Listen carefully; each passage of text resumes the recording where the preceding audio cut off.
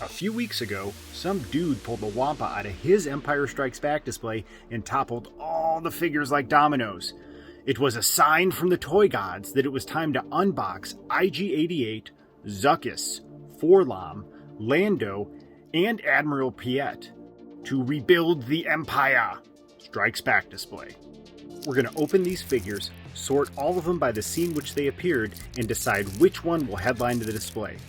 Speaking of headliners, my two favorites so far are Obi-Wan vs. Jango in the prequel display, and Vader vs. Ahsoka in the World Between Worlds in my Rebels display.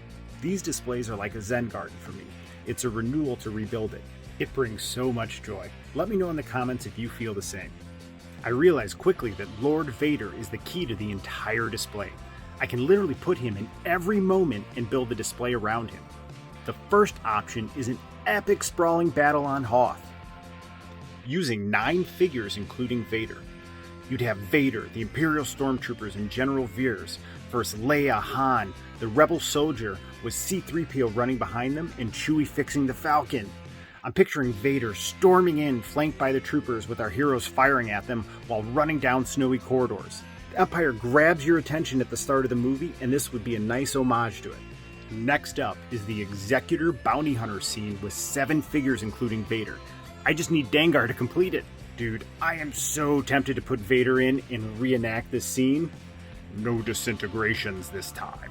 The Bounty Hunter scene is a masterclass in cinema. It lasts less than a minute and has set up multiple iconic characters and highly sought after figures. Would you put Vader here? Let me know in the comments below.